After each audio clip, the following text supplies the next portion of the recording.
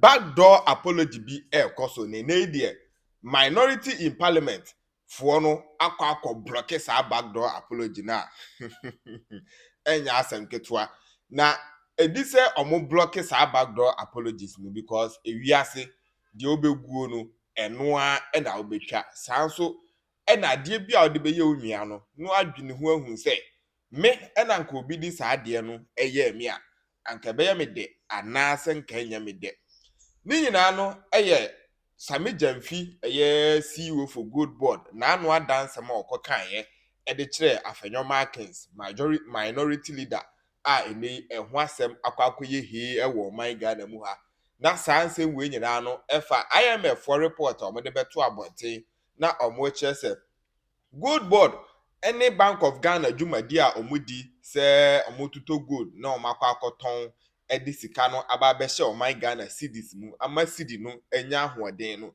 saa jumadi no abo oman Ghana ka be se 22 billion Ghana cedis a eho asem de abusua minim se ni nyina no nyina ya nimsem obia ate saa ansem we hu na no na CEO for Good Board ebeyi na no ebe chire nsemu ano o chire se die nti Afenyo Markin tie na chi nia ne kon press ne kon ni nyina no because of say ono Afenyo Markin bebusa Sammy Gyamfi sika se nko oma ni sika no nka na nuntum ewo saa IMF wo omo report ya ba beto abontin na no na Sammy Gyamfi chire mu a wa ma ni sika no chire ne se ba bi Afenyo Markin bibia no onfa report ne nko it according to Sammy Gyamfi de o chire mu a sansem we hu nti na Afenyo Markin day in day out ojina ono lawyer Sammy Gyamfi so no na Afenyo Markin ni minority in parliament so chira o hwe from tetenchire de lawyer Sammy Gyamfi ntransem a watwade ato amanfo so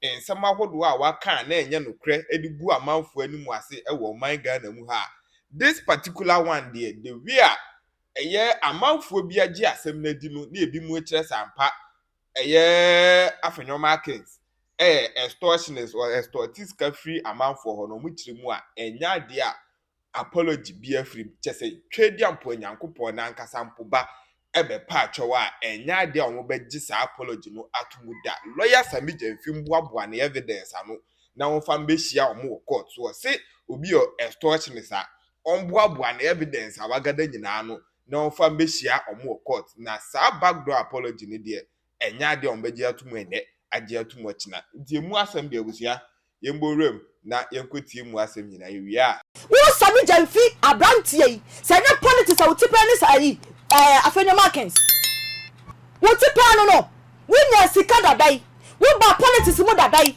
se eno so nkyere se onka asem fanto no so enya ono na e ka to no so me ba taw wonya sika dadai politics mu sai asema Afenyo Markin si kai eni die kwa so enye ono na eka eyade da bonten ye ka ayi me fufuo na esa wo de wasam kwa mo so enye Afenyo Markin omo so enipa omo timi mistake enye no kre anipa ali sa to ade bu men defend so ayi Sammy Gyamfi ya da je tun so boboka tutu a wo defend ye kira sai eye bank of Ghana omo da je tun se e kaba enjade na kaba na ye ka na wo ti ye defend ye Bank of Ghana ye football na da wo ye wo obi atifi obehunu ba bi ogina jai enye ba bi agina na say Bank of Ghana asamu na ye ka no o de dia to hin asama ye aka no enye Afenyo Markin na abodi tirim twam turu anase o ka asem bi e dia to Sammy Gyamfi so anase Good Board so na ye CEO ti wu ne bebodi eya samu ababonti obi ye ka bie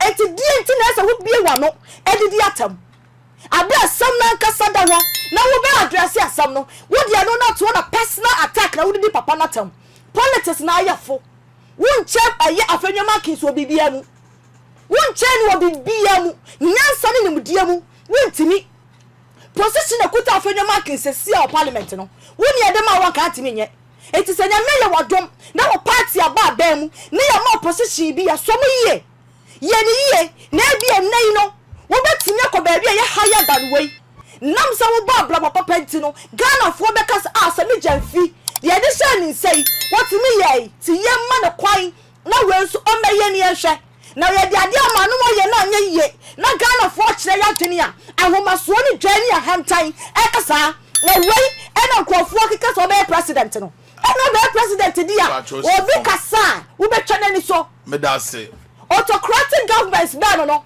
and this for that na Ghana ha ena mo governors no mo ya no tan ewia so obi enu apa futu ohu so wo free say ye to ababa na woni akoma ana say ye to ababa president bi no mo ministerial appointment wo mo waduma bi na obeye CEO ana say ye ma tumi bi a woni akoma kama no tum o me kan say owura Sammy Gyamfi de oye bosheba ma misro waka say na say me na me kan no person defend me me kan ye na anya ma ojam kasa because we daddy don't have control daddy say me ko bi kasa me Gyamfi asam na wo mete daddy so bi kasa me Gyamfi asam a na wo mete ko da chi hene ye woro ne sa enya bi ni ene wasapa ene tufo se wo nyame abie we dem na am wo hu se o ye nsroma tunufo da na hyase ye wo de wia da de enye ni ame da chi hene na ka fo sa no my you free me ni ame kan say owura a ye friend Sammy Gyamfi o ye da chi hene open one of the most intelligent, vibrant, and vision-oriented politicians. Young politicians who ma jurumu do ma benya Sammy Gyamfi. Sammy Gyamfi, na morning the BB to na men cast 100% clean. Me patcho men cast so strap for. Human beings are fallible. And honestly, West now use suma Afenyo Markin many anye. But Sammy Gyamfi a future president. And to the be on the yawo na kasa because already the way be I will sit here. Now oh boy Juma Emma Ghana nyam for so say. Emi yedi be here big push. Yedi be see hospitals. Yedi be here kwine. Yedi be here schools. And the Ghana ni be a one ton inflation above from dollar above from ni na go board. Now cassette na e to be a metina say no emotional. Why emotional ni party an why? Mesre. Sammy Gyamfi Juma na wo ye no. So be criticize more criticize constructive not destructive. Na do bia ye no. Ono no ba ye wo be yi Afenyo Markin sa no no. Wo da kasa wo ayi be mu. Tunefo. Se na wo so betre be ni papa nyini bi wo man ni no tunefo. Na na hyase na atan sei. Wo ye de Ghana panyi o man panyi na kunya kura hye ne sai na obebu Ghana fo nyina. Wo ko to wade no bo Ghana boka. Wo be yi ya no a for odo ni wo ni kasa de. Ebe kasa kire Ghana fo wo be di ya tab.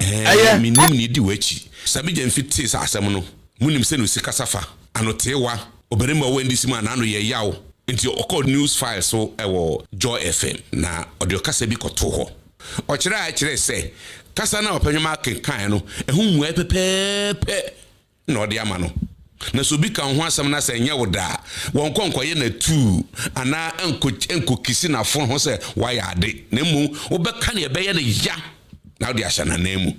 When a man sets out to demonize you and denigrate you and to tag you with something he knows to be false, wages a persistent, sustained smear campaign against your person, and you have an opportunity to respond to that person, you don't give such a person a hug, a peck on the cheek, and a bouquet of flowers. You understand? Like Isaac Newton said in his third law of motion, for every action, there is equal and opposite reaction. Afenyo Markin got the response he deserved. Kan foforo kra kan ho say oye extortionist to say o jisika kuntuna sisika no jeje. There are many underlying issues between I and Afenyo Markin that you don't know and those watching don't know. I have appeared on News Farm many times. Perhaps in this country, I have held more press conferences on political issues than anybody. Have you ever heard me use the word extortion against any of my critics? Have you ever heard me? Why will I use this word now? And why have you not heard Afenyo say anything about that? Or challenge me? Or threaten to sue? So the MPP people talking, there are things you don't know. No, ankoya ma Afenyo Markin. Nkampuri oya sanka o onim sania Sammy Gyamfi esikasa nipa okan won ho asem 2024 kaso kafa kufuado ho kaso kafa ba omia ho anya no kwara ne ade nyina obi enim se propaganda secretary ma the NDC inti Afenyo Markin fire so press conference no ye no yen fa ne se bia propaganda na no ogusi ni refi so wa bem nanso edu baabi no papa no dwene ho ahu sɛ daabi anuonyam hɔ yi kakra bi nipa gidi ketewa bi me ma bofra ketewa we mfa manim entiatia fam saa enti watu anam foforo. Speaker, in the face of the allegations of extortion leveled against me, I have chosen to take high moral ground by submitting myself to the processes of the law. I have accordingly caused writs to be filed in suit number GT 1029/2026, entitled Osahin Alexander Afenyo Markin versus Samuel Edu Gyamfi and Multimedia Group Limited at the Accra High Court, and suit number GR/ACH/CC/C5/02/2026, entitled Osahin Alexander Afenyo Markin versus Eric Ejay. Na no manfoforo so betua na manfoforo no na abranti bia wofre na Eric Ejay ono so akotre Peace FM ahoro na pepepepepe apamatare de ahye no tutu na afu asema na yiye esiko no market wasa na ina na keka bom na osidabi wode ye na anye wo ya wonja ofaye na woyam so ye wo ya na so wanwe wo sea wonye hu aduru ma me nkire mmofere se emra wo ho na me ye mrani. If you have a extortionist as your leader, you have a problem as a party. And I am telling you here, if Afenyo... Okay, let me clarify a few things. First of all, if you read the staff report, paragraphs 32 to 36, you will see that the IMF has not classified or characterized the domestic gold purchase program as a purely loss-making operation, okay?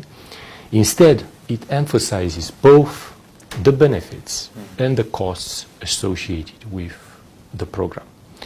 On the benefits side, the DGPP, the Domestic Gold Purchase Program, has helped to accumulate reserves, has also alleviated some of the pressure on the FX market in difficult times, and it helped the BOG diversify the reserve accumulation and the export. Okay, so these are clear points, well acknowledged in the report. At the same time, the report makes the case that there are operational and financial risks associated with the program, particularly when it comes to the gold bond related flows. Okay, and those operational and financial risks come from trading activities, from exchange rate risks, and financing risks, because the gold is also volatile, so there is market risk involved, and also how gold is financed and monetized also matters.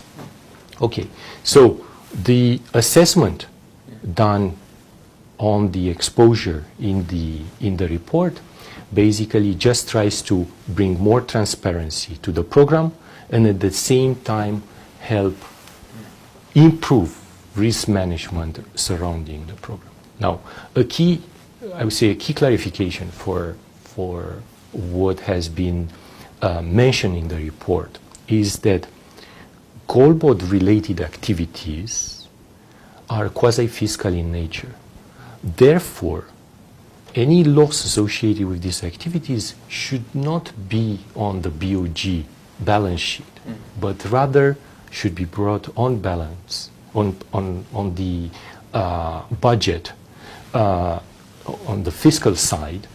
And let me explain why. Because any losses or any issues related to the program will eventually lead to a weaker BOG balance sheet that could risk the implementation of their core mandate, which is price stability. So it can impair their ability and credibility, and eventually can fade central bank independence. So this was one point that I wanted to make and basically give you a balanced view of what has been said in the report. So in a nutshell, the DGPP program has brought lots of benefits, and those are acknowledged.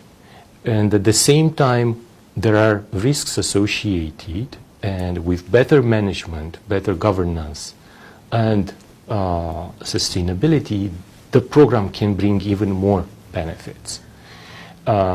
So going forward, I think the public debate and the discourse has brought all these things to the surface, and I would say brought more transparency, and eventually it will lead to a system to a program where you maximize the benefits and at the same time minimize the costs associated with the program.